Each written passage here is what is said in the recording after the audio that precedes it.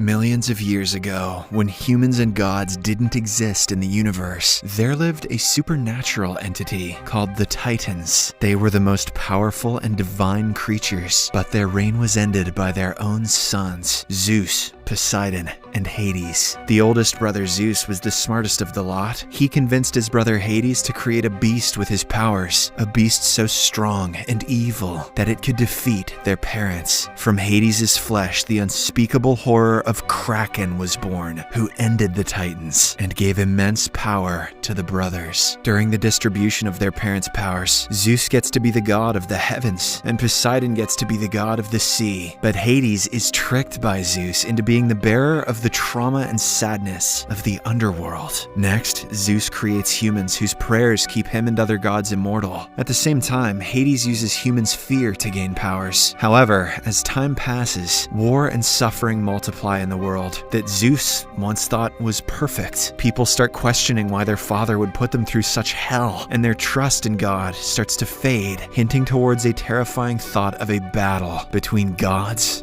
and the mortals. Mortals would be doomed for sure. Oh, this movie's about that? Alright, let's see what happens. The scene changes to a poor fishing man sailing through a dangerous sea storm.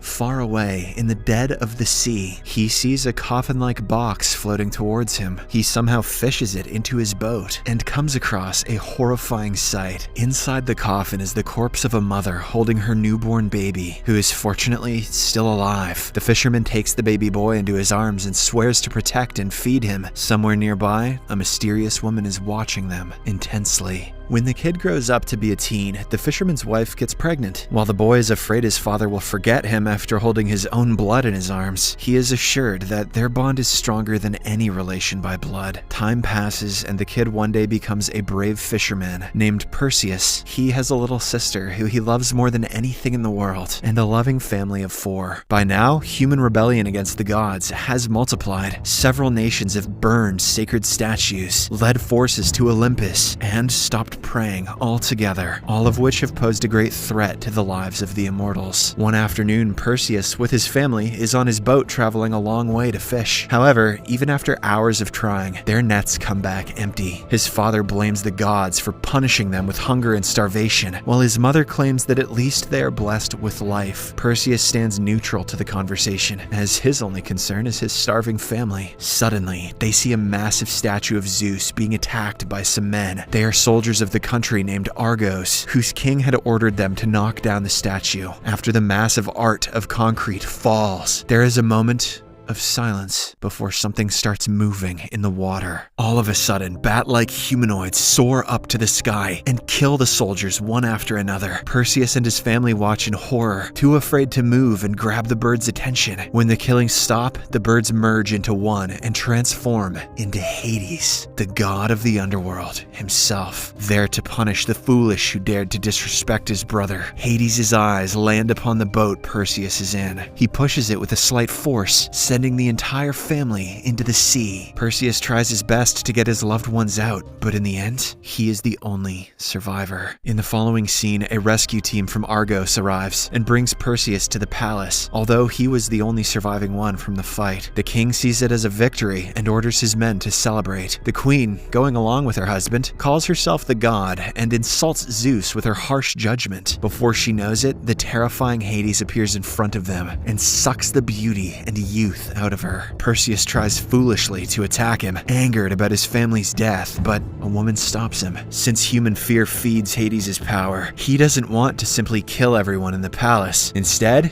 he gives them a choice. They offer their beautiful princess as a sacrifice to him, or the unspeakable horror of Kraken will be freed upon Argos. After announcing that the king has the next 10 days to decide, Hades turns towards Perseus. He freezes for a second and calls him the son of Zeus before disappearing. Perseus doesn't know what to make of his words, but everyone else figures out that he is a demigod, the offspring of a god and a human. He is thrown in prison and tortured in hopes that he will find a way to save the city. The kind-hearted princess tries to stop the soldiers. She is happily ready to sacrifice her life if it means that her people will get to live, but the king doesn't want that. In the next scene, a woman is allowed to meet Perseus in prison. She is the same mysterious woman who was around when the fisherman found Perseus, and the same one who stopped him from attacking Hades earlier. She introduces herself as Io, a mortal who once refused the advancement of a god and was cursed to never age or die. It hardly seems like a curse, but Io explains that she had to watch all of her loved ones die and live on without them. Since she has been alive for almost 1,000 years, she knows everything about Perseus, his mother, and the story of how they ended up in the sea. Several years ago, the rebellion king of a country led a large army towards Olympus, angering the gods. Zeus, who loved humans as his own, didn't want to kill them, so he thought of making an example of the king instead. Disguised as the king, Zeus went to the queen and made love to her. When the king returned from the battle, he found his wife impregnated by his worst enemy. Burning with rage, he put her into a coffin and threw her into the ocean, where she gave birth to Perseus. Perseus finally has answers to how his life came to be, and now his only goal is to kill Hades for revenge. Io explains to him that if he kills the Kraken, Hades will be at his weakest, which is his best chance to kill him. And so, Perseus joins the Argosian soldiers on their journey to find and kill the Kraken.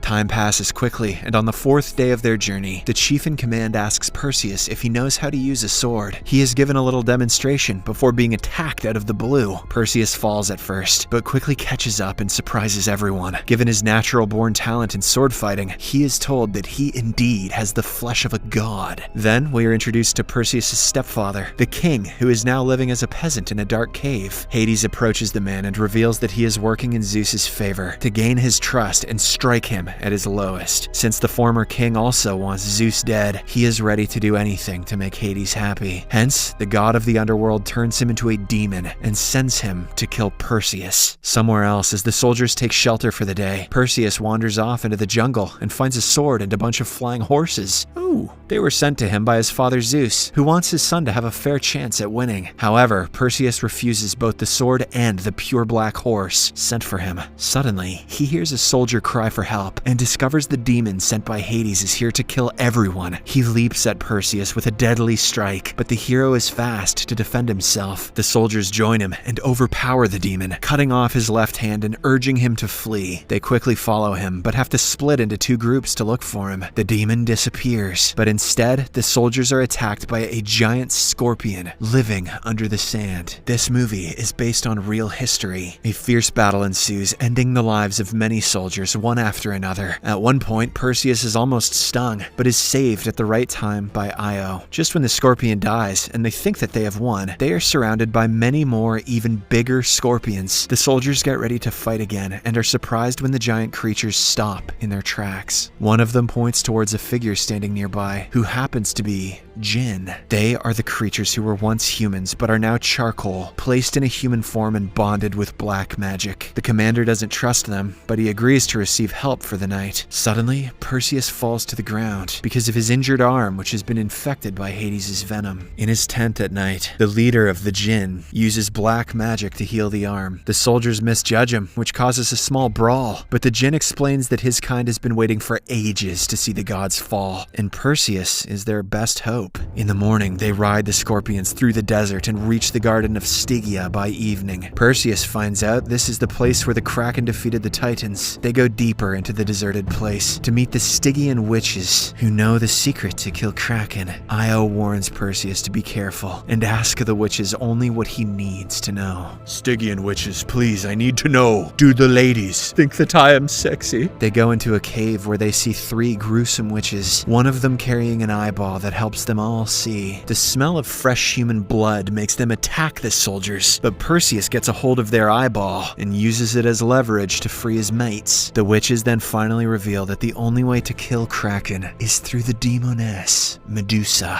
Long ago, the god of the sea Poseidon liked a beautiful Medusa and took advantage of her. She prayed to the goddess Athena for help, but instead, the goddess was repulsed by her. Hence, Medusa was cursed to never be seen by any living creature. Anyone who gets a look at her face will turn into stone, including Kraken. Not long after, the group sets off to the underworld to look for the prison Medusa is in. On their way, Perseus runs into his father Zeus, who offers him to come to heaven and live a happy life. Perseus refuses the offer, but accepts a gold coin Zeus gives him as a parting gift. In the following scene, the group is in front of the sea that leads them to the underworld. The djinn bribes the ferryman using Perseus's coin, and as a result, they are taken right to the Medusa's prison. Io has to stay outside because only men are allowed inside the prison, but she warns them that no man has ever made it out. As the group enters the prison, they immediately hear a feminine chuckle.